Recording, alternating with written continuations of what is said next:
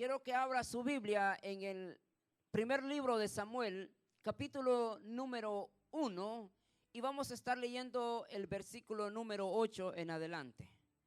Laurita, si me pones la música ahí atrás para que, a ver qué el Espíritu nos dice hoy en esta mañana. Primer libro de Samuel, capítulo número 1, versículo número 8. Dice la palabra de Dios así: y Elcana, su marido, le dijo: Ana, ¿por qué lloras? ¿Por qué no comes? ¿Por qué está afligido tu corazón? ¿No te soy yo mejor que 10 hijos? Y se levantó Ana después que hubo comido y bebido en Silo. Y mientras el sacerdote Elí estaba sentado en una silla junto al pilar del templo de Jehová, ella con amargura de alma oró a Jehová y lloró abundantemente. E hizo voto diciendo: Jehová de los ejércitos, si te dignares mirar la aflicción de tu sierva y te acordares de mí y no te olvidares de tu sierva, sino que dieres a tu sierva un hijo varón, yo lo dedicaré a Jehová todos los días de su vida y no pasará navaja sobre su cabeza. Mientras ella oraba largamente delante de Jehová, Elí estaba observando la boca de ella. Pero Ana hablaba en su corazón y solamente se movían sus labios y su voz no se oía. Y Elí la tuvo por ebria. Entonces le dijo Elí: ¿hasta cuándo estarás ebria? Digiere tu vino. Y Ana le respondió diciendo: no, Señor mío, no soy mujer atribulada de espíritu. No he bebido vino ni sidra, sino que he derramado mi alma delante de Jehová. No tengas a tu sierva por una mujer impía, porque por la magnitud de mis congojas, de mi aflicción he hablado hasta ahora. Elí respondió y le dijo: ve en paz, y el Dios de Israel te otorgue la petición que has hecho. Y ella dijo: halle tu sierva gracia delante de tus ojos. Y se fue la mujer por su camino y comió y no estuvo más triste. Hoy en esta oportunidad quiero predicarles bajo el tema: la oración de una mujer desesperada, primera parte. Obviamente quiero adelantarle un punto bien importante de lo que se tratará la próxima vez. La oración de una mujer atribulada produjo un cántico de alegría en el capítulo número 2 de este mismo libro que nosotros hemos agarrado de base el día de hoy. Ahora, para que nosotros entendamos esta historia, es necesario que nosotros miremos varios aspectos de esta historia. Y obviamente yo le quiero traer dos aspectos para tomar en cuenta, para que nosotros podamos descubrir realmente qué es lo que pasa en la vida de esta mujer. Obviamente cuando tú lees la historia de esta mujer, podemos, como muchas veces nosotros hemos leído la Biblia, de derecho al revés, de atrás hacia adelante y de adelante para atrás. Muchas veces leemos la Biblia, mas sin embargo no ponemos atención. Y la Biblia no produce nada en nosotros porque realmente la leemos nomás por leer. Pero cuando nosotros nos detenemos a estudiar una historia, nos damos cuenta que en cada una de las historias que nosotros encontramos en la Biblia, hay un punto que Dios nos quiere dar a nosotros a entender. Yo quiero tomar dos aspectos bien importantes en esta historia. Dos aspectos que tienen que hablar a mi corazón y tienen que hacerlo reflexionar. Porque obviamente no solamente hay una mujer atribulada porque ella tenía una necesidad. Quería sentir la emoción o la sensación de ser madre. Mas sin embargo, ella por X o B razón, ella no lo había podido lograr. Y estaba meditando en esta lectura, porque de hecho mi predicación iba a ser otra, porque hoy empezamos nosotros las 168 horas, pero Dios ponía algo en mi corazón porque hemos nosotros entrado hoy en una búsqueda del Señor. Y en esta búsqueda depende, yo sé que para muchos de nosotros, muchos no los vamos a aparecer aquí los 7 días. Yo entiendo eso, pero aquellos que entienden, aquellos que han entendido el propósito, si van a estar aquí, van a buscar a Dios y van a entender cuál es el propósito, por qué Dios nos manda a esto. Ahora, 2 aspectos bien importantes. El primer aspecto, el factor burla. Obviamente, hermano, cuando nosotros miramos esta historia bajo la perspectiva de esta mujer, no es nada fácil. Porque nosotros podemos decir, podemos tomar el lugar que tomó Elí y se puso a decirle: ¿por qué estás ebria, mujer? O probablemente, como lo vamos a ver más adelante, porque hay otros factores que a esta mujer la afligían. Obviamente no era fácil, hermano querido, a una mujer de la época no tener hijos. El no tener hijos, eso significaba que no tenía un lugar en la sociedad. Era vista como una mujer estéril, como una mujer que la bendición de Dios no venía sobre su vida y por lo tanto era tomada de menos. Bueno, de hecho, no nos vamos el día de hoy muy lejos. Usted sabe el día de hoy qué representa una mujer en la sociedad que no ha tenido hijos. Y mucha de la gente puede juzgar y muchos de nosotros podemos tomar la palabra: es que tú. Y es muy fácil para nosotros empezar a señalar a las personas y empezar a decir y sacar conclusiones que realmente nosotros no sabemos cuál es el propósito de Dios. Y hay un factor bien importante cuando nosotros le preguntamos a la lectura qué podía tener en ese momento Ana. Y obviamente miramos el factor de la burla. Versículo 4 dice: cuando llegaba el día en que Elcana ofrecía sacrificio, daba a Penina su mujer, a todos sus hijos y a todas sus hijas, a cada uno su parte.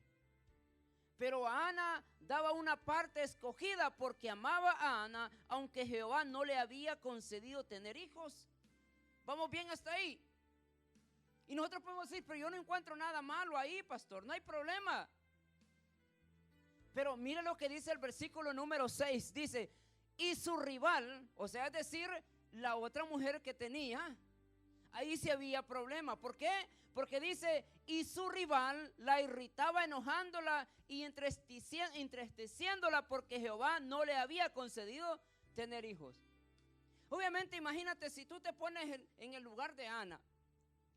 Está aquella Penina que tenía hijos y está Ana y el hombre llegaba. ¿Quién cree que miraba? Aunque dice la Biblia que Elcana amaba a su esposa Ana también, pero ¿qué cree usted pensaba o pasaba en la mente de Penina? Obviamente decía: mira, tú no puedes tener hijos, y se burlaba y la irritaba. ¿Por qué? Porque obviamente no era fácil el momento que esta mujer pasaba. Ahora, ¿cuántas veces nosotros nos hemos encontrado en la vida, hermano? Tal vez probablemente tú tienes hijos y esa no es tu situación, no es tu caso. Mas sin embargo hay otras cosas que pueden estar atormentando tu vida. De repente hay cualquier petición que tú has estado orando y de repente tú te encuentras en la vida donde no has visto la respuesta de Dios. Y tú te encuentras ahí y dices: no, pero la respuesta de Dios no viene. Y mucha gente empieza a señalarte. Y somos muy buenos los evangélicos para empezar a aventar palabras de maldición y palabras de juicio. Y somos muy buenos, somos muy lengua larga para eso, para decir: Dios no te ha bendecido por esto, Dios no te ha bendecido por lo otro. Y empezamos, somos muy buenos para eso. Ahora, pero mira la atención. Versículo número 7 dice: así hacía cada año cuando subía a la casa de Jehová. La irritaba así, por lo cual Ana lloraba y no comía.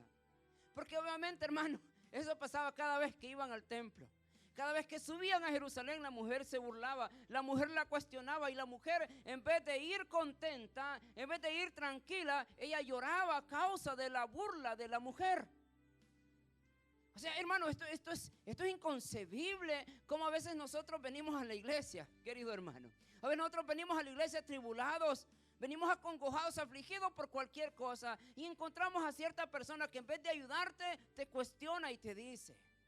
O sea, esto es el factor de la burla. Tenemos que tener mucho cuidado nosotros porque obviamente hay mucha gente que no está capacitado para eso. Y esto es bien, bien terrible porque el factor burla, eso obviamente irritaba a esta mujer. Porque obviamente, hermano, se sentía excluida, se sentía marginada por la otra mujer que Elcana tenía. Ahora, segundo factor que yo encuentro de esto es el factor del señalamiento. Y el factor del señalamiento, esto es bien importante y se lo voy a volver a repetir. Y nosotros como evangélicos somos muy buenos para orar. Somos muy buenos para dar ofrendas, somos muy buenos para dar diezmos, somos muy buenos para adorar a Dios, pero somos muy malos cuando en cuanto a nosotros se trata de señalar a alguien. Somos muy malos nosotros cuando se trata de señalar a alguien y aventar juicio. Somos muy malos para eso. Y la iglesia evangélica es conocida por eso. Los evangélicos tradicionales, las mujeres con una falda larga, las mujeres vestidas así de santidad son muy buenas para eso, para tirar juicio a las personas sin saber. Ahora, fíjese bien entonces. Versículo 5 dice, pero Ana daba una parte escogida porque amaba a Ana. Pero a Ana daba una parte escogida porque amaba a Ana, aunque Jehová no le había concedido tener hijos. Ahora, Elcana, que era el hombre, el esposo de Ana, era muy selectivo cuando venía a Ana. Y aunque la intención es buena, hermano querido, el fin es malo. Y cuenta la historia el pastor. Hay un pastor que dice que tuvieron casi 14 o 15 años sin tener hijos. Y cada vez que el día de las madres venía sobre la iglesia, una hermanita muy ocurrente, de esas que nunca faltan en las iglesias, se le atrevía o se le ocurría una gran idea. Voy a prestarle mis hijos a la pastora ese día para que la pastora se sienta que es madre. Esas cosas, hermanos, lastiman a las personas. Mi intención es buena, pero el fin es malo. Tú no puedes hacer ese mensaje o darle un mensaje a alguien solo para que la pastora se sienta bien. Le voy a prestar mis hijos, no, hermano. Y vieras que abundan esas hermanas en la iglesia. Y así sucesivamente. Y dice que el pastor cada año, mejor llegó un momento donde el día de las madres la pastora no llegaba a la iglesia porque la misma hermana le decía todo el tiempo, tenga mis hijos, pastora, para que se sienta bien, mamá. Y a veces nosotros por hacer un bien causamos un mal. Porque el factor de que tú quieras ayudar a alguien no solamente hace sentir a alguien, sino que la estás señalando de algo que una persona, cualquier sea la razón por qué no puede o no puede tener algo, solo Dios lo sabe. Y nosotros no podemos tomar la actitud solo para que se sienta bien, pero eso estás señalando a una persona. Imagínate tú, Elcana siendo selectivo, ay, solo porque te amo, mujer, voy a darte todo esto, pero ¿saben cuál es la intención del corazón de las personas? Ahora, para ir entonces entrando al mensaje del día de hoy, 3 características de la oración de Ana. Y es aquí, hermano, donde nosotros vamos a ir empezando a ver cuál es el resultado de las oraciones de cada uno de nosotros. Porque cuando se trata de oración, todos oramos, ¿sí o no? Bueno, hay unos el día de hoy, unos atrevidos que el día de hoy ni que para comer oran ya. Más los evangélicos que han andado por muchos años ya no oran para comer. Ya no digamos para otras oraciones, pero eso no es el punto del día de hoy. Eso es un regaño nada más y un recordatorio. Que no te olvides de tus responsabilidades como evangélico. Ahora, pues vamos aquí entonces. 3 características. Cuando nosotros analizamos nuestras oraciones, hermanos, nos damos cuenta cuál realmente es el sentido de mi oración. Y cada uno de nosotros oramos, cada uno de nosotros le pedimos a Dios, pero a veces nosotros no analizamos el contenido de mi oración. Aquí vamos a descubrir estas 3 características que la oración de Ana tenía. Y quiero que al final de estas 3 características nosotros nos analicemos o analicemos nuestras oraciones a ver cuáles de esas caben en mi oración. Primera característica entonces que yo encuentro en la oración de Ana: una oración de pacto con Dios. Hermano, y esto es lo bueno, aquí viene lo bueno, porque yo siempre les he enseñado a ustedes, hermano, el hombre no puede hacer pacto con Dios. que es algo muy común el día de hoy en las iglesias. Pacto con Dios, pacta por tus hijos, pacta por tu generación, pacta por tu gato, por tu chucho, por todo mundo. Quieren que te hagas un pacto con Dios. El problema es que nosotros somos hombres, somos seres humanos, y nosotros tarde o temprano, mañana o pasado, vamos a olvidarnos del pacto que le hemos hecho a Dios. Mas sin embargo, cuando tú analizas la oración de Ana, Ana hace un pacto con Dios. Pero ese pacto no se queda en el aire, como muchos de nosotros dejamos nuestro pacto con Dios. Yo por broma le digo a usted, siempre le he dicho, venimos en la frontera con sed, con hambre en el desierto y hacemos pacto, Señor, si me ayudas a cruzar al otro lado te voy a servir. Venimos aquí, cuando miramos el primer cheque, no lo volvemos a ver en la iglesia. Y yo le digo, entonces, ¿para qué oraste? ¿Para qué hiciste pacto con Dios? ¿Para qué dijiste? Mejor te hubieras quedado callado. Mas sin embargo, cuando analizas entonces la oración de Ana, te das cuenta que Ana sí cumplió el pacto que hizo con Dios. Entonces, dice entonces el versículo número 11, hizo voto diciendo Jehová de los ejércitos, si te dignares a mirar a la aflicción de tu sierva y te acordares de mí y no te olvidares de tu sierva, sino que dieres a tu sierva un hijo varón, yo lo dedicaré a Jehová y todos los días de su vida y no pasará navaja sobre su cabeza. Analice cuáles son el contenido o los contenidos de nuestra oración el día de hoy.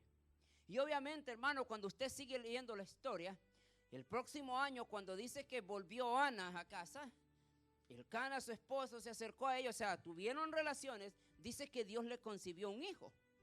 Y el próximo año, cuando vino, dice que Elcana le dijo, vamos a Jerusalén. Y le dijo, no, este año no voy a ir yo.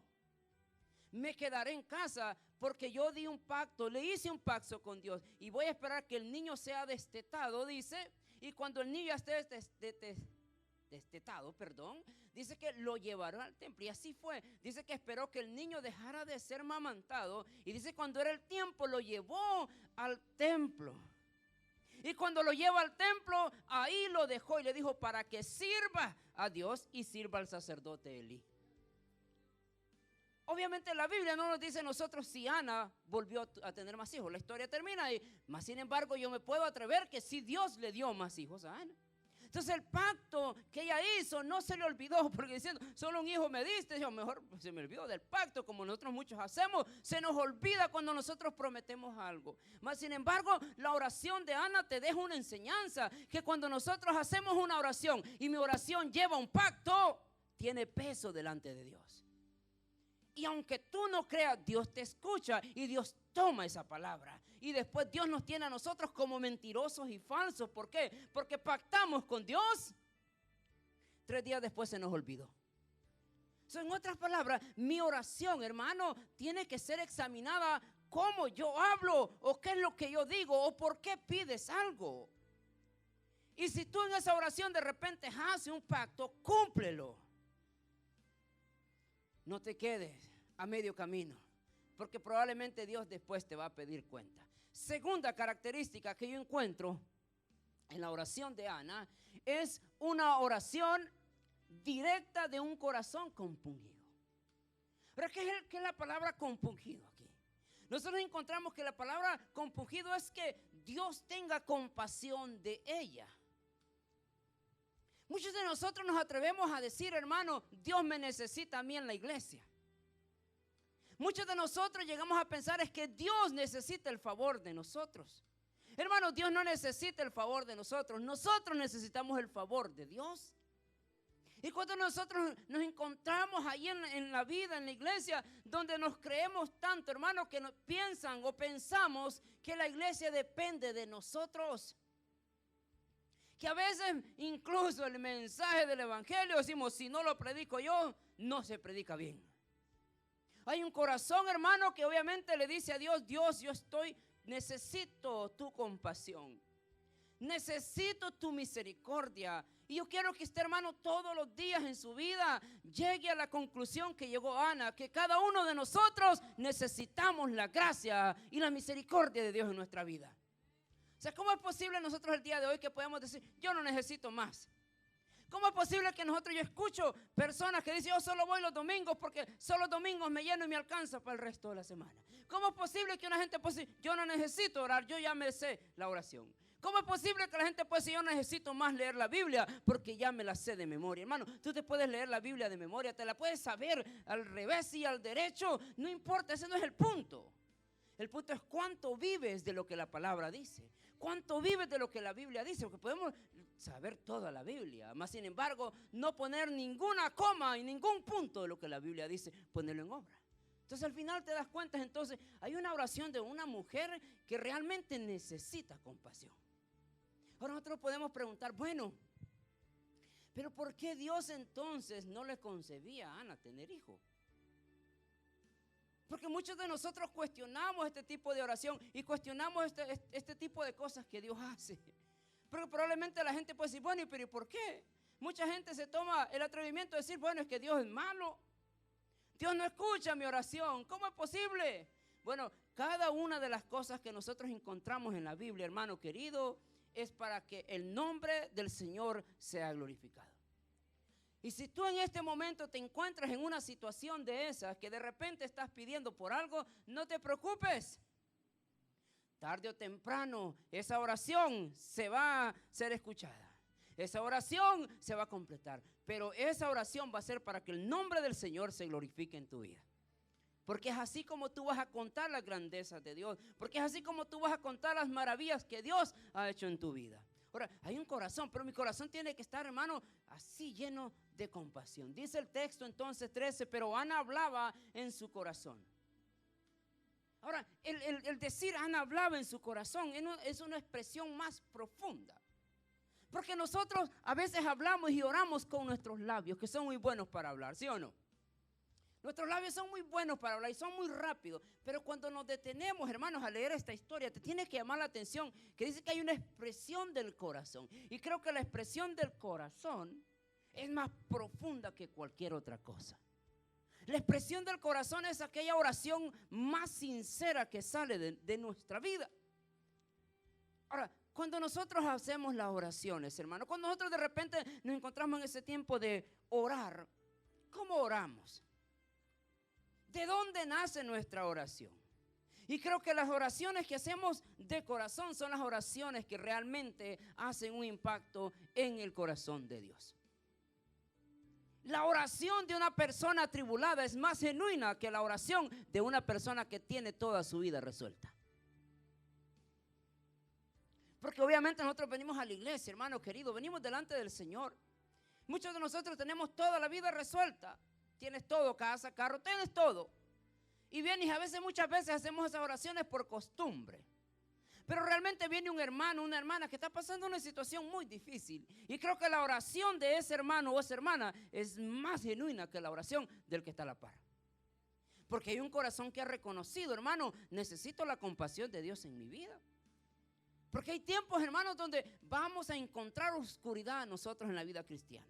Y la vida del cristiano no es nomás de color de rosa, como decía la canción.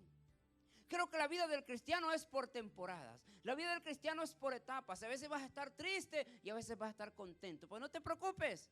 A veces vas a ver la bendición de Dios, a veces no vas a ver la bendición de Dios. Y creo que la vida del cristiano es eso.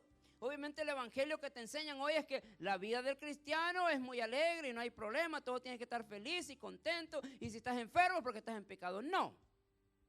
Entonces por eso es necesario que nosotros escudriñemos nuestras oraciones. ¿Y cuál es el propósito de nuestra oración?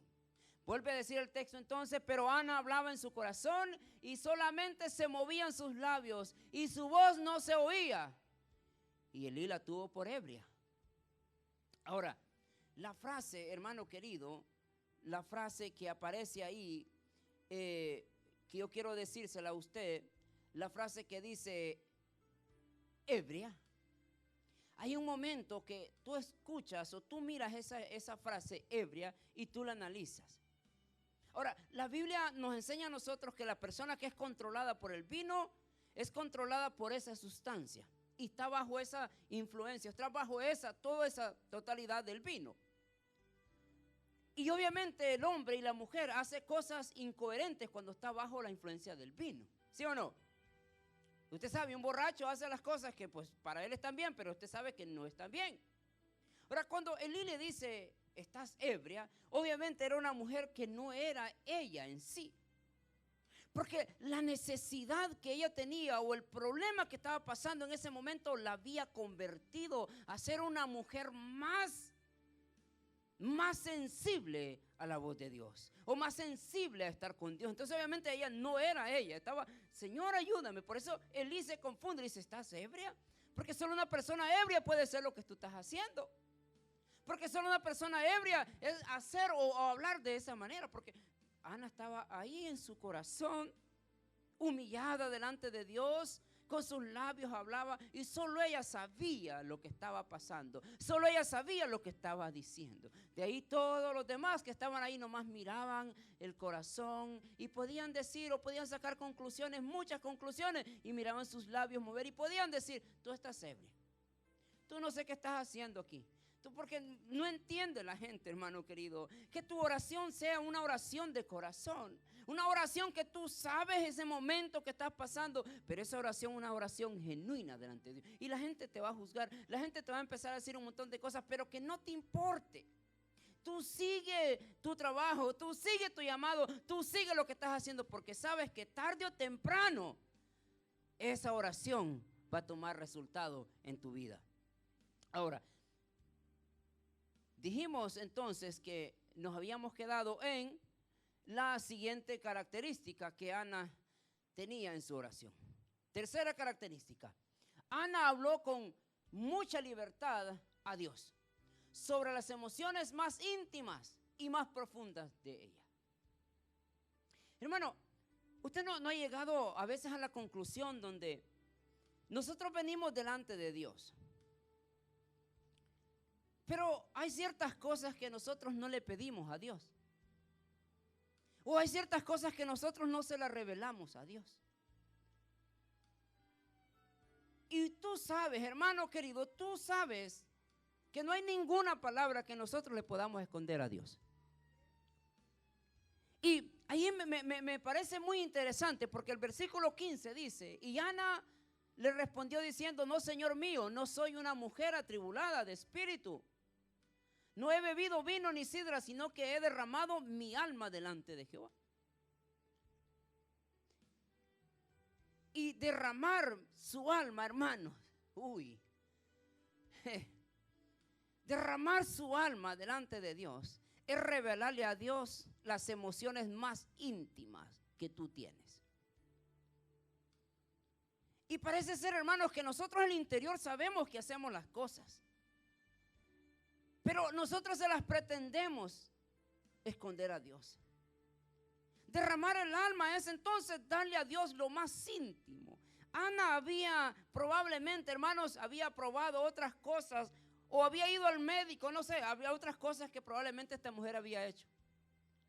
Pero más sin embargo ella había entendido que el único o la única solución era venir delante de Dios y derramar su corazón, su alma y revelarle las intenciones más íntimas que tenía en su corazón. Por eso ella dice entonces, he derramado mi alma delante de Dios. O sea, lo mejor de ella, lo más íntimo lo había puesto delante de Dios, porque ella estaba hablando con Dios. Su problema más profundo, su dificultad más profunda, se lo contó a Dios en ese momento. Ahora, la pregunta es, hermano querido, entonces, ¿por qué tanto le costó a Ana entonces dar a luz un hijo? ¿Por qué costó tanto, hermanos queridos? El final de nuestras oraciones a veces son oraciones que realmente son vagas y son vanas. A veces nosotros hacemos esas oraciones que realmente al fin, primero, no glorifican el nombre del Señor. Segundo, a veces nuestras oraciones, hermanos, llevan otro sentido. Tercero, nuestras oraciones oramos simplemente para la decisión que hemos tomado. Pero realmente a veces, hermano, cuando nosotros nos detenemos a analizar las cosas, es que realmente nos hemos entendido, no hemos entendido que derramar nuestra alma es derramar nuestra intimidad delante de Dios y esperar que Dios actúe en tu favor a su tiempo. Yo por eso le he dicho a usted, ¿cuántos de nosotros nos enfrentamos en la vida donde oramos por la guianza de Dios. Pero no esperamos que Dios nos guíe, sino que oramos hasta que ya estamos sembrados en el caballo. Ahí oramos, ay Señor. No, ¿para qué vamos a orar? Analicemos nuestras oraciones el día de hoy. Miremos, hermano, cómo está siendo la oración de cada uno de nosotros.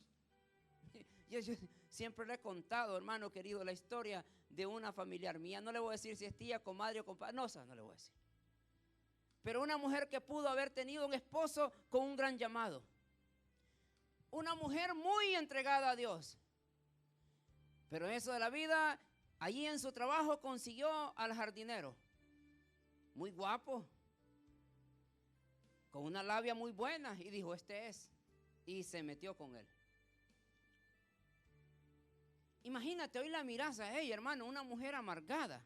¿Por qué miras una mujer amargada? Porque se consigue un hombre que, para empezar, no sigue lo que ella sigue. Imagínate llegar a un lugar donde realmente a veces, en vez de tener alabanzas, en el cuarto la mujer tiene alabanza y en la sala el marido tiene a Vicente Fernández. ¿Cómo se siente en esa casa?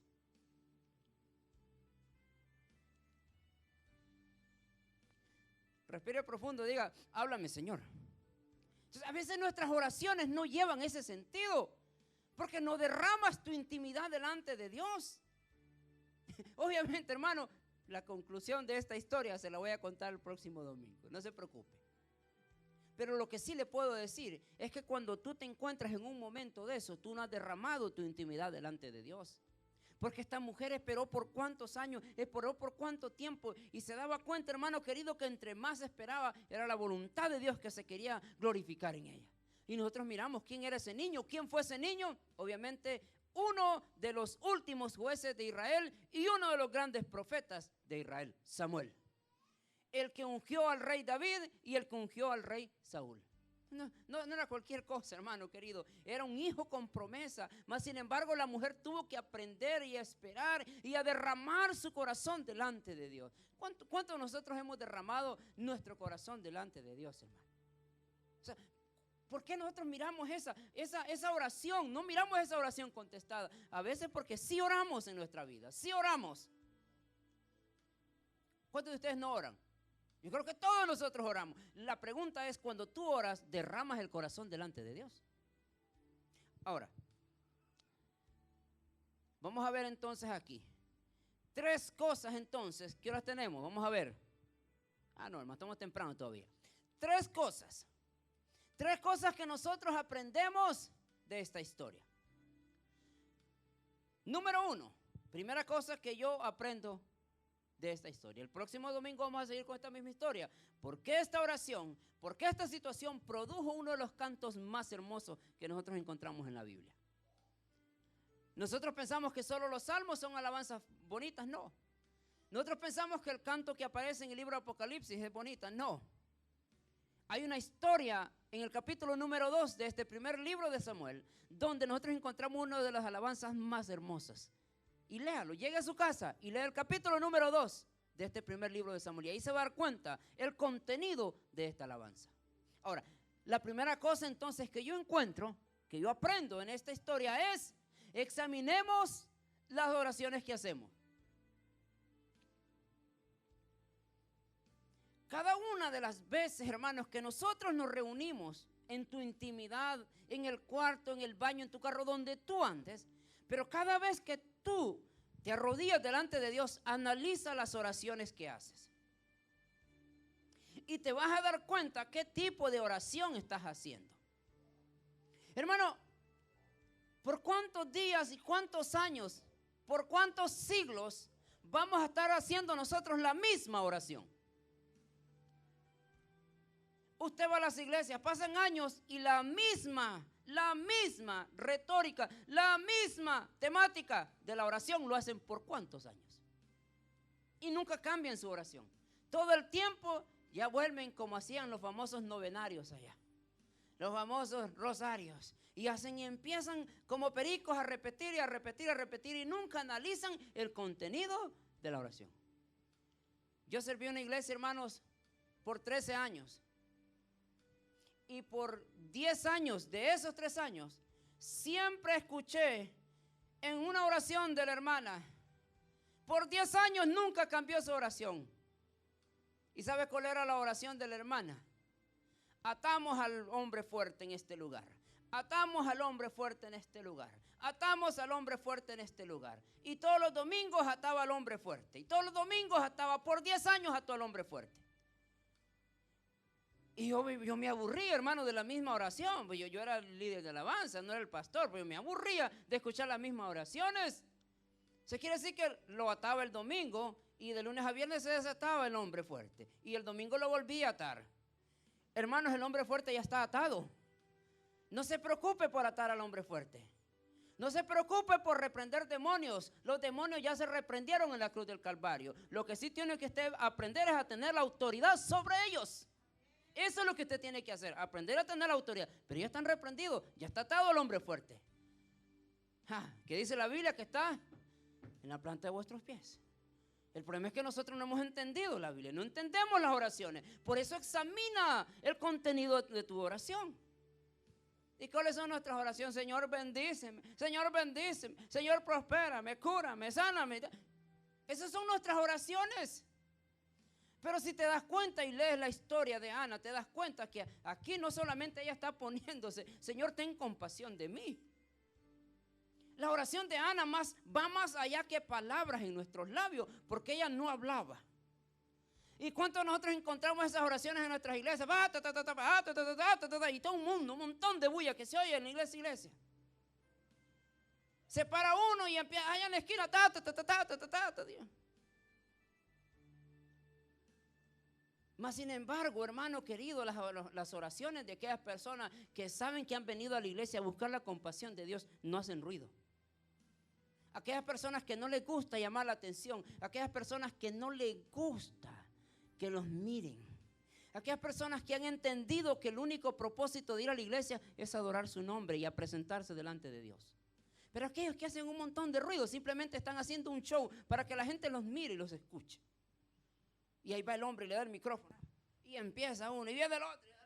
Y al final te das cuenta, hermanos queridos, que simple y sencillamente está repitiendo lenguas aprendidas de otra cosa, de otro lado o de alguien más. Examina tus oraciones. Y creo que la oración de cada uno de nosotros tiene que ser diferente todos los días. Ya abúrrase de repetir la misma oración. Abúrrase, hermano, de repetir lo mismo todo el tiempo. Busque una palabra nueva y si no tiene palabra, vaya al diccionario.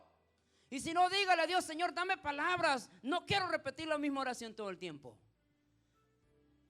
Y si usted no es llamado a hacer ruido, no haga ruido, sino que en su corazón, aquellas oraciones, hermanos, que van directamente del corazón, que sabe que venimos a la iglesia a buscar la misericordia de Dios. Miren entonces lo que dice, versículo 11, hizo voto diciendo Jehová de los ejércitos, si te dignares a mirar mi aflicción de tu sierva, te acordares de mí, no te olvidares de mi sierva, si no me dieres tu sierva un hijo varón, yo lo dedicaré a Jehová todos los días de su vida y no pasará navaja sobre su cabeza. Ahora, otra cosa que quiero dejarle aquí, que obviamente no está en eso, que cuando usted ore, sea específico en lo que quiere de parte de Dios. ¿Y por cuántas veces nosotros hemos escuchado esa oración? Señor, dame un carro. Cualquier carro, Señor. Y después Dios te da cualquier carro y se te queda medio freeway. Ay, esto. Es que tú le dijiste a Dios, dame cualquier carro. Señor, dame un esposo, cualquier esposo. El primero que atravesó ahí en la puerta.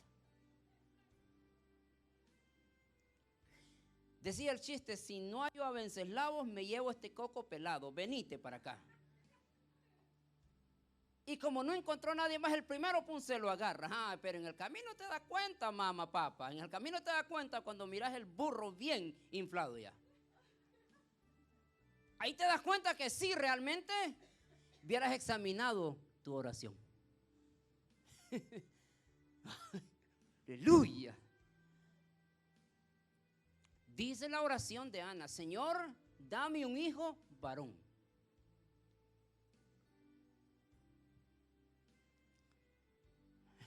No le está diciendo, Señor, dame un hijo, el que sea tu voluntad. Dame un hijo varón. Y cuando me des un hijo varón, dice que le prometió primero que lo iba a dedicar a Dios. Y entonces, ¿por qué nosotros hoy decimos que Él tome el camino que Él quiera cuando crezca? ¿Has escuchado a esos padres que dicen, yo no le voy a enseñar a mis hijos que Él escoja cuando sea grande la religión que quiera? Y yo lo he escuchado en las iglesias evangélicas, en las pentecostales, donde no se maquillan porque es pecado. Ahí lo he escuchado yo, esta sinvergüenza. Dice, yo te lo dedicaré. ¿Y qué es ser dedicado? Enseñarle con tu ejemplo primeramente. Santifícalo para Dios. Que cuando lo mires haciendo algo que no está bien, reprenderlo. Ay, que se va a enojar mi princeso. Pues que se enoje. Déjame decirte que se va a enojar 2, 3 minutos y después se le va a pasar. Te hablo como hijo. Yo me enojaba con mi mamá. Me iba hoy de la casa. Pues andate, me decían hoy. ¿Para dónde me iba yo? Pues no tenía nada. Después se me pasaba. Dedicarlo a Dios. Segundo, dice entonces que no pasaba o no iba a pasar navaja sobre su cabeza. Un voto que se le conocía como el voto de Nazareo. Y el voto de Nazareo es aquel que se le dejaba crecer el pelo, lo mismo que hizo Sansón. Se le dejaba crecer el pelo, su barba, y eso se le conocía como un voto de Nazareo. Imagínate, ahora los evangélicos dicen que tener el pelo largo, dicen que es pecado. Imagínense ustedes. Hay evangélicos que dicen que tener la barba larga eso es pecado. Imagínense qué ignorancia más grande cuando nosotros no escuchamos o no leemos la Biblia. O sea, obviamente no estoy diciendo, hermano, déjese crecer el pelo. No, hermano. No estoy diciendo eso, no me malentienda. No.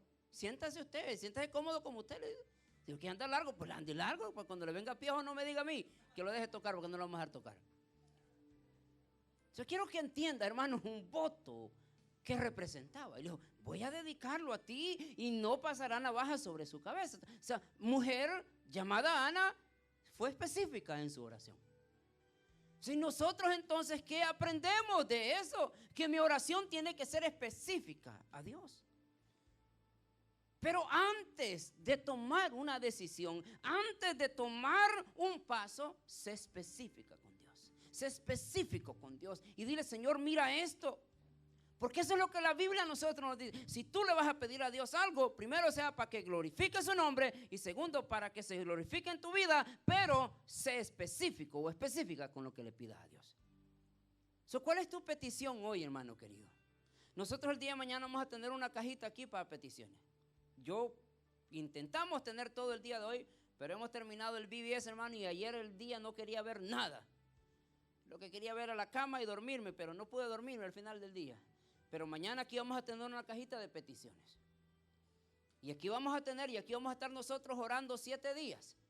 Y yo espero verlo aquí los 7 días, por lo mínimo, aunque sea unos 3 días, hermano. Si yo no lo veo venir el 4º día, mejor no voy a orar por esa petición, no se preocupe. Pero aquí vamos a tener una cajita de oración. Quiero que usted escriba una petición, pero sea específica con Dios. Y dile, Señor, yo esto y esto. Pero cuando usted le escriba, diga, ¿para qué va a hacer esto? ¿Para glorificar su nombre o solo para que digan que yo puedo hacer las cosas? Entonces examinemos el contenido de mi oración, hermano querido. Y déjenme, se lo voy a volver a repetir, hermano. Cánsese de la oración que usted ha hecho por muchos años. Busque otras palabras, porque a Dios nosotros no le rezamos, oramos o platicamos con Él. Rezar es repetir lo mismo. Imagínate cuántos evangélicos vienen rezando por muchos años solo por no buscar a Dios. Examine la oración, que cada vez que usted se arrodille, primero examine lo que le va a decir a Dios. Si usted no está dispuesto a cumplir el pacto que va a hacer con Dios, mejor no abra sus labios. Porque la Biblia dice, si tú has hecho un pacto, no tardes en cumplirlo. Entonces somos nosotros muy buenos para prometerle a Dios, mientras estamos con el agua hasta el cuello, prometemos el cielo, mar y tierra. Pero cuando ya miramos tierra firme, se nos olvidó del pacto que nosotros le hicimos a Dios. Examinemos las oraciones que hacemos. Segunda cosa que nosotros aprendemos de esta historia. Mientras esperas, en tu corazón aprende a callar a las críticas. Mientras esperas tú, no te desesperes. Porque, o sea, obviamente nosotros, hermano querido, estamos acostumbrados a lo rápido, especialmente la vida en Los Ángeles. Creemos que la vida espiritual también es un punto bien importante como rápido. Todos queremos rápido. Y si la oración o la petición que nosotros hemos orado por años no viene, obviamente a la par de ti, especialmente tus mismas, tu familia, tus mismos hermanos, empiezan a criticarte. Empiezan a cuestionarte. ¿Y sabes quién manda la crítica? El diablo. ¿Sabe quién levanta la crítica incluso en la iglesia? El enemigo. Entonces nosotros estamos esperando, estamos orando y mientras nosotros esperamos, déjeme recordarle algo. Van a haber peticiones que en tu vida Dios te las va a contestar rápido. Pero van a haber otras peticiones que Dios no te las va a contestar rápido. Porque Dios quiere tratar con tu carácter. Dios quiere tratarte contigo. Dios quiere tratar contigo personalmente. Entonces Dios va a esperar un poco. Mientras tú esperas en tu corazón, primero entonces relájate. Ten paz. Espera. Y no es fácil, hermano querido. Yo sé, lo digo por experiencia. No es fácil esperar. No es fácil tener paz en un momento, especialmente cuando nosotros estamos orando por una petición. No es fácil. Aquí entonces, el versículo 14 dice: entonces le dijo Elí, ¿hasta cuándo estarás ebria? Digiere ya tu vino. El sacerdote mismo, el ungido de Dios, tuvo por ebria a Ana. Se le rebalsó la paciencia escuchar a Ana orar. Y empezó entonces a decirle: ya hombre, deja de estar con tantas cosas. Ya deja de estar borracha, ya mira, ya mejor andate para tu casa. Mas sin embargo, Ana, en vez de tomar una actitud reprensiva hacia el sacerdote, ¿qué le dijo? No, Señor mío, yo no estoy ebria. No tengas a tu sierva como impía. Mas sin embargo, dice, mi corazón está congojado, está afligido por una petición que yo tengo delante de Dios. Y en tu vida, hermano querido, van a empezar a criticarte. En tu vida van a empezar a decirte, incluso las mismas personas, los más cercanos, te van a empezar a decir: pero ¿y por qué vas tanto a la iglesia si no cambias? ¿Para qué vas tanto a la iglesia? Mira, si sigues lo mismo. ¿De qué te sirve ir a la iglesia si yo no veo nada bendecido en tu vida? Y cuando nosotros escuchamos esas palabras, hermano, y esas palabras en vez de ayudarte, te desaniman. Y déjeme recordarle, esas palabras de desánimo van a ser de tu familia los primeros que las vas a empezar a escuchar. Mas sin embargo, Ana entendió el propósito de Dios. Y ella no se dio por vencida. Ella no dijo: no voy a dejar de orar. Porque Ana pudo haber dicho: ¿sabes qué? Ya no voy a orar. Dios se olvidó de mí. Como muchos de nosotros el día de hoy decimos: Dios se olvidó de mí. Hermano, Dios no se ha olvidado de ti. Dios no se ha olvidado de su pueblo. Dios no se ha olvidado de la petición que tú le pusiste un día delante de Dios. No se ha olvidado. Pero todo y cada una de las cosas que pasan en nuestra vida es un propósito de Él. Ahora, entonces, mientras esperas en tu corazón, aprende a callar a las críticas. ¿Qué es lo que yo te recomiendo a ti, hermano, cuando estés pasando por este problema o de repente estás pasando por un problema de esto? Aprende a callarte. Aprende a callarte y empieza a cerrar tus oídos a las palabras negativas de las personas. Y nunca le pongas atención. Y que tu oración que estás haciendo, que tengas la convicción que Dios un día se va a acordar de tu oración. Pero el problema de todo esto, hermanos, es que nosotros oramos un día, oramos 2 días, oramos 3 días, oramos 1 año, oramos 3 años y nosotros no miramos. Obviamente la Biblia a nosotros nos dice cuánto tiempo oró Ana. Pero por lo mínimo, si Ana tenía que de repente unos 10, 20 años casada, o sea, tenía 20 años orando, pasó mucho tiempo. Entonces para nosotros el día de hoy, la oración que hemos hecho, cuando ya no miramos nada resuelto en nuestra vida, dejamos de orar. Dejamos de insistir. Dejamos de venir a las iglesias. Dejamos de servirle a Dios porque, ay, Dios se olvidó de mi oración. Bueno, muchas de las cosas que a veces nosotros nos enfrentamos en la vida, las hemos enfrentado porque nosotros tomamos la decisión equivocada. Hoy veníamos hablando en el carro viniendo para la iglesia con mi esposa. ¿Cuántas veces la gente usa la expresión solo Dios me juzga? No me digas nada, solo Dios me juzga. Y nosotros pensamos que Dios te está juzgando. No, Dios ya te juzgó. La palabra ya te juzgó. Y en aquel día tú no puedes decir, es que tú no me vas a juzgar. No, la palabra ya fue dada. Entonces, ¿qué quiero decir con eso? Que muchas veces nosotros, por mis acciones, tomamos la decisión equivocada. Y tú piensas que Dios te va a sacar de ahí solo porque a Dios se le ocurrió. O a ti dice, mira, Señor, ya no me gustó esto y vámonos. No, no, no. Primero nosotros nos analizamos por qué nos llevó a esa situación en la que estamos. ¿Se da cuenta? Entonces que nosotros, mientras nosotros oramos, mientras nosotros seguimos en el camino, en vez de cuestionar y en vez de estar hablando, mejor calla y ten paz. Porque si tu camino te llevó a donde estás, ora en silencio, clama en silencio y espera.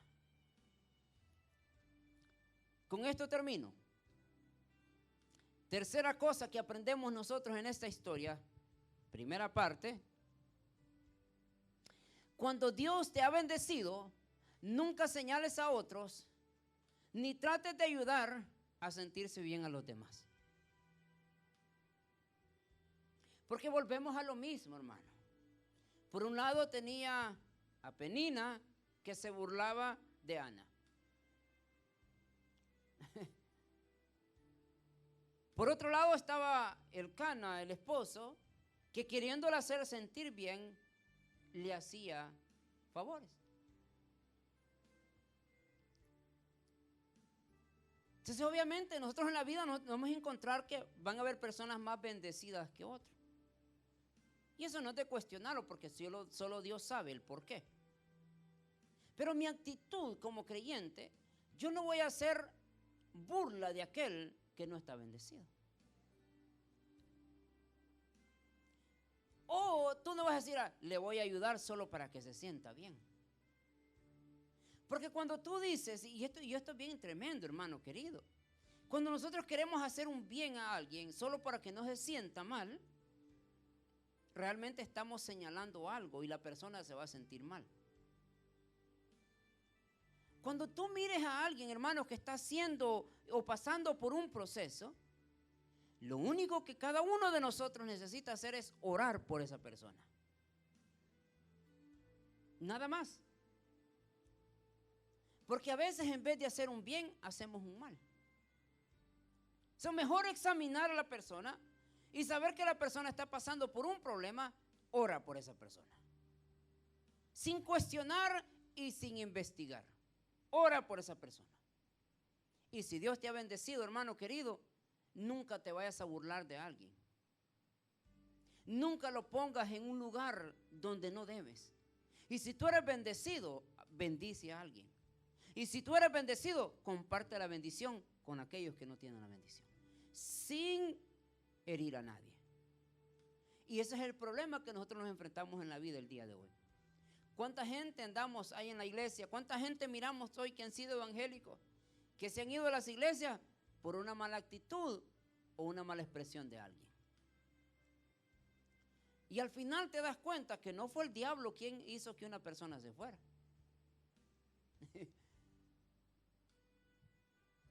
Sí, si bien dice, hermanos, que uno de los ejércitos más horribles es el ejército de la iglesia. Imagínate tú.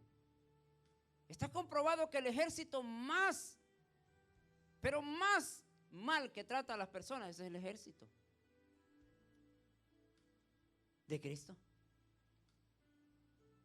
Porque una de las disciplinas que hay en los ejércitos del mundo es que cuando un herido cae a la par tuyo, tú tienes que dar la vida por ese y sacarlo como sea al lugar. Y usted mira las fotos de los soldados agarrando a otros soldados moribundos, pero ¿qué dice el ejército? Tienes que ayudarlo. Y si pones en riesgo tu vida, hazlo. ¿Qué es lo que pasa en los ejércitos de las iglesias el día de hoy? Cuando nosotros miramos a alguien tirado, en vez de ayudarle, le damos el tiro de gracia. ¡Pum! Es por eso que nosotros encontramos en la iglesia el día de hoy tan dividida. Las iglesias el día de hoy, ¿por qué? Porque en vez de ayudarte, te señalan, se burlan, te empiezan a cuestionar. Y a mí qué mal me caen esas cosas, hermano querido, de que nosotros empecemos a levantar cosas de alguien o a hablar de alguien solo porque yo tengo una mejor posición. Hermano, la iglesia que debía ser una influencia en el mundo el día de hoy se convirtió en objeto de burla. Se convirtió en objeto de memes el día de hoy. ¿Por qué? Porque esa es la imagen que el mundo tiene de la iglesia. O sea, yo con cuánta gente trato todos los días. ¿Y sabe qué es lo que me dicen? Eso es negocio como las iglesias. ¿Cuáles son las expresiones que nosotros escuchamos? Yo no voy a las iglesias porque ahí hay las personas más hipócritas del mundo. Esa es la imagen que el mundo tiene de nosotros. Pero nosotros, ¿qué decimos nosotros? Somos santos. No, ¿cómo es posible? ¿Cuál es la impresión que la gente del mundo tiene sobre nosotros? ¿Por qué? Porque a veces nosotros, hermano querido, nos burlamos inconscientemente de las cosas o de las personas. Entonces, si nosotros queremos ver una oración contestada, lo primero que tienes que hacer es aprender a callar tu boquita y dejar que Dios actúe en tu vida. Dejar que Dios habla. Entonces, versículo 6, con esto termino, dice, y su rival la irritaba. ¿Por qué? ¿Por qué la irritaba? Porque hablaba de ella. Yo tengo lo que tú no tienes. El Cana me ama más a mí porque tengo sus hijos. Imagínate vivir así, hermano querido, o sea, por años vivir de esa manera. ¿Cómo se sentía Ana? O sea, imagínate que una gente venga a la iglesia buscando misericordia y en vez de buscar misericordia encuentra juicio de nosotros.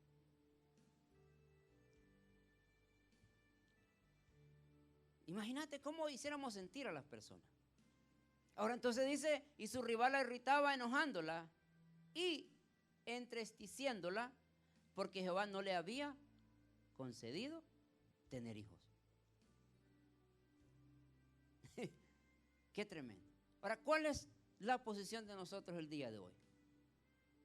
¿Cuál es la posición que la iglesia está teniendo el día de hoy ante las cosas que están sucediendo en el mundo? ¿Cómo vemos nosotros las cosas en el mundo?